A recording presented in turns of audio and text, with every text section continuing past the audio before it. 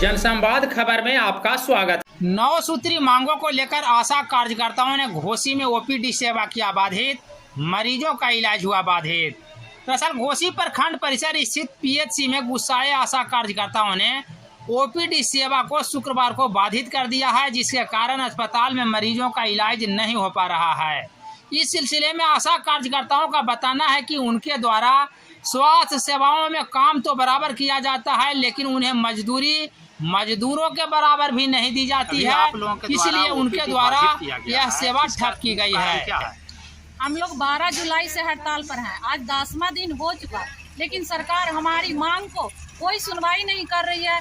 इसलिए हम लोग आज ओपीडी, वैक्सीन, कुरियर सारा चीज को ठप कर दिए हैं। यहाँ वैक्सीन भी बंद हुआ है, कहीं नहीं कुरियर गया है, सब बच्चा का टीकाकरण बंद है।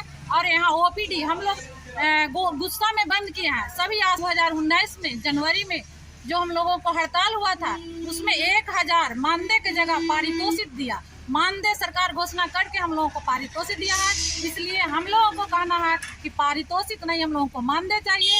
और इस समय 1000 से कोई गुजारा नहीं होता, क्योंकि बहुत महंगाई हो गया है। हम लोगों को तो सिलेंडर यहाँ तो 1300-1400 में मिलता है। फिर हम लोग अपना घर खर्चा कहाँ से चलाएंगे, बच्चों का पढ़ाई कहाँ से चलाएंगे। इसलिए 1000 नहीं, हम लोगों को 10,000 किया जाए और मानदेय दिया जाए और सरकारी सेवा घोषित किया जाए। और सरकारी सेवा को जितना भी लाभ मिलता है वो सारी लाभें आशा को दिया जाए, इज्जत प्रतिष्ठा दिया जाए।